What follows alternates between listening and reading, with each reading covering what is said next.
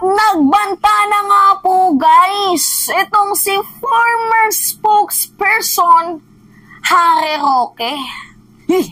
Ano yung sabi ni Ma?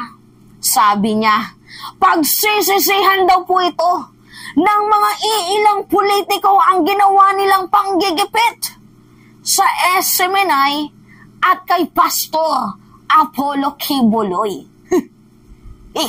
Grabe ha, galing pa mismo sa isang kandidatong hindi nanalo. So ngayon guys, inaasahan na lang ata nila yung 2028 election na maging presidente si Sara para makapag-revenge sila. So nakikita na natin guys na maghiganti ang mga yan eh. 'Di ba? Alam nyo ha, sa totoo lang, ito na ata yung pinaka masasabi kong exciting part. Alam nyo kung bakit guys? Kasi kung hindi pa nagkaroon ng hidwaan itong Marcoses at mga Duterte, kung hindi po sila nagkaroon ng lapses guys, hindi natin malalaman kung sino yung totoong may concern sa ating bayan. Hindi natin malalaman kung sino yung totoong may pagmamahal sa ating bayan. Alam nyo yung word ni Harry Roque na panggigipit? Actually guys, sila nga yung totoong nanggigipit eh. Alam niyo, panoodin niyo muna tong video ni Harry Roque bago ko ipaliwanag kung ano yung mga klaseng panggigipit ang ginawa nila nung panahon ng Duterte administration. So panoodin muna natin guys Ayon sa dating tagapagsalita ng Malacanang na si Atty. Harry Roque, pagsisisihan ng mga politiko ang ginagawang panggigipit ng mga ito sa mga inosenteng Pilipino. Anya, kilala na ngayon ng mga Pilipino kung sinong mga politiko ang kanilang isusuka dahil sa patuloy na panggigipit. Yan po'y pagsisisihan ng mga politiko. Yan po'y pagsisisihan ng mga politiko.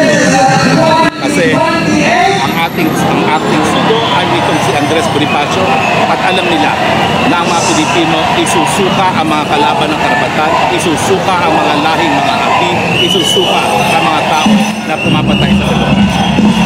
Dagdag pa nito, dahil anya sa ginagawa ngayon ng gobyerno laban sa butihing pastor ay may tuturing na milagro dahil sa wakas ay lumantad na sa publiko ang tunay na nagmamahal sa bansang Pilipinas. Akala nila ang pagpapakasok kay pastor ay katapusan na. Hindi nila alam. Yan ang milagrong inaantay natin!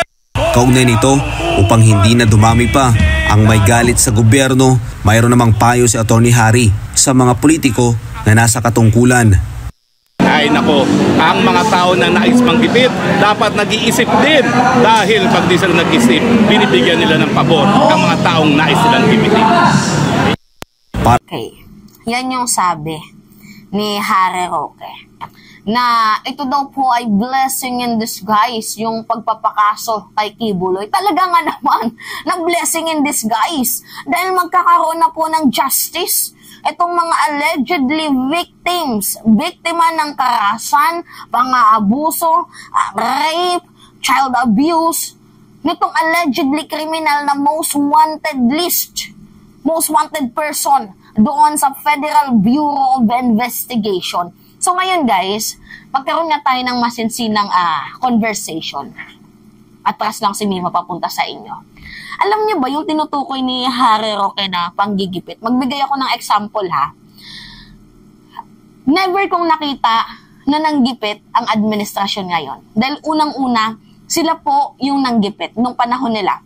Nung panahon ni Duterte, tingnan nyo, example ko na lang sa inyo si former Senator and Attorney Leila de Lima.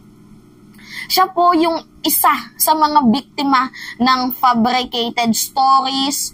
Siya po yung isa sa mga biktima na di porket kritiko ka, 'di ba? Ay binigyan siya ng sample ng mga Duterte. 'Di ba? Political motivated po ang ginawa kay former Senator and Attorney Leila de Lima. Di porket ito kasing si Leila de Lima masyado ding matatas ang bunganga. Nakitaan niya ng lapses and itong Duterte administration. And good to see guys na itong si Leila de Lima, hinarap niya ang kaso kahit mahina talaga siya guys. Ano yung magagawa ni former Senator Leila de Lima? Lahat ay kakampi ni Digong. Diba? Iilan lang din yung opposition during that time. So guys, hindi di porket opposition ay taliwas na sa ginagawang sulong ng gobyerno, nagkakaroon ng opposition dahil may lapses sa ginagawa nyong batas. May lapses sa ginagawa nyo sa loob ng administrasyon nyo. Kaya nagkakaroon ng opposition. Pero kung maganda naman ang ginagawa, hindi naman magkakaroon ng opposition, di ba? So ngayon guys, itong si Leila de Lima, biktima po ng politically motivated at fabricated stories. That's why nakulong siya. And sa panahon ni President Marcos, which is yung current administration ngayon, hindi niya po pinakialaman ng kaso ni De Lima. Sabi nga ni former Senator Antonio Trillanes, hinayaan niya na gumana ang justice system. Hindi niya pinakialaman, nakitaan ng probable cause na wala namang kasalanan. Tama ba ako sa word na ginamit ko? Basta nakitaan nila na itong si Leila de Lima acquitted. At saka mahina yung kaso.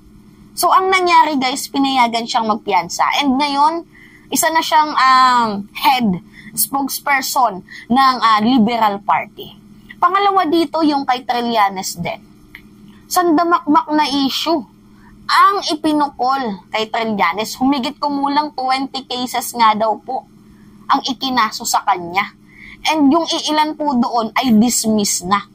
Pinagbintangan, inakusahan na nagbenta daw ng Scarborough.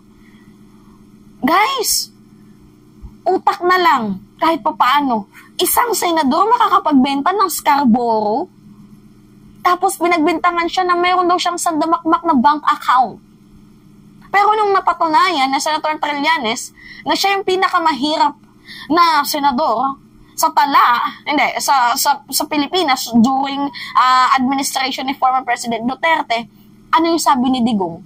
Gawa-gawa niya lang daw yun para gantihan si Trillanes. Tama ba yun? Pangatlong panggigipit sa ABS-CBN. Dahil daw bias itong ABS-CBN kuno, sabi ng mga Duterte, 'di ba, wala daw kunong maayos sa pagbabalita, ganyan-ganyan. Hinanapan nila ng butas. To the point na may issue daw sa land title, 'di ba? Meron daw issue lahat-lahat. So ngayon guys, ano yung nangyari? Pinush nila na mapasara ang ABS-CBN.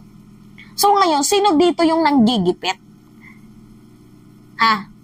Ayaw na ayaw yung ginagawa sa inyo, pero ginagawa nyo sa iba. Tama ba yun? At saka yung ginagawa ng Marcos administration ngayon, hindi po ito panggigipit. This is for the truth. Di naayaan lang ni President Marcos ang mga nangyayari dyan. Hindi siya nakikialam. Bakit ba patuloy nyo na kinukunik kay President itong kaso sa legislative franchise, itong kaso sa Committee on Women's, Children, Family Relation, and Gender Equality? Bakit nyo kinukunik kay President Marcos? Wala naman po dyang sabit, wala naman po dyang kinalaman si President. Diba? Lahat na lang isinisisi nyo. Balik na naman tayo sa bigas. Yun na naman, 20 pesos na naman na bigas. Ayan na naman ang binaboses ninyo. Diba? Ano yung sabi ni Roque? Pagsisisihan daw to ng mga politiko na ginigipit nilang SMNI. At itong si Kibuloy. So meaning, magte-take kayo for revenge. Ipapapanalo nyo si Sara Duterte for revenge. As if manalo. Diba? Grabe. The audacity para magbanta na naggigipit, pagsisisihan, coming from a person na hindi naman nanalo. Diba? Grabe. Lahat na lang. Pag merong kamalian na nangyayari or, masamang araw na nangyayari sa SMNI or kay Kibuloy or dyan sa mga ninyo, ang sisi sa presidente. Lahat na lang, isisisi nyo sa ating Pangulo. Siguro kahit yung pagtaas ng trabaho, kahit maganda naman yun, hanapan nyo ng butas. Yung pagpapalakas ng ating defense, siguro hanapan nyo din ng butas. Diba? Kaya nga ito yung sinasabi ko sa inyo guys, na itong pangyayaring to, blessing in disguise, sa totoo lang. Kasi, well, at least, nalaman natin kung sino nga ba ang para sa bayan. Sino nga ba ang para sa mamamayang Pilipino? Sino nga ba ang may pagkikare, pagmamahal sa ating lipunan? Well, at least, sa mga dilawan din, blessing in disguise blessing din itong si President Marcos sa kanila nang inaakala nila lahat ng nasimula ni Duterte ipagpapatuloy ni President Marcos. Well, yung mabuti ipagpapatuloy pero yung masama hindi. Kagaya ng madugong war on drugs. Diba? Hindi na yun itutuloy ng ating Pangulo. Parang minartial law yun na din ang Pilipinas niyan. Diba? Gets niyo ako, guys? Walang panggigipit doon.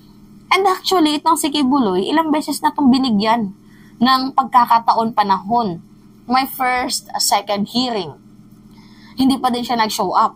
Nung sinampi na siya, hindi pa din siya nag-show up. Sinight and contempt, hindi pa din siya nag-show up. Hanggang sa pinaabot niya pa sa puntong bibigyan siya ng warrant of arrest. Well, ngayon, meron siyang show cause order, magbigay siya ng reason kung bakit hindi siya dapat arrestuin sa loob ng 48 hours. At mabait din ang legislative franchise para sa kanya, binigyan siya ng 3 araw para mag-show up. Lahat na ng due process, lahat na lang ng karapatang pantao ni Kibuloy, ibinigay na sa kanya. So unfair, no? Pero pag may hirap, kulong. Madalian lang yung kaso. Diba? Yan yung sinasabi ko sa inyo, guys. Grabe. Sasayangin nyo pa ba yung 48 hours para magbigay ng any form of communication, whether it's written or not, as long as meron kayong form of any communication na nagsasabi na kung bakit hindi dapat arestuhin itong si Kibuloy, magbigay kayo ng acceptable reason. Ngayon kasi guys, ginagamit na naman nila ang victim effect. May narinig ako, gusto daw, gagamitin daw nila yung medical condition. Ano yung medical condition ni Kibuloy? So, usaping security purposes, silbi ng PNP? Diba? Sarap tirasin ng mga to eh. Anyway, it's me again guys, yung Mima Alicia nyo. Nagbabalik ulit para sa ating panibagong video.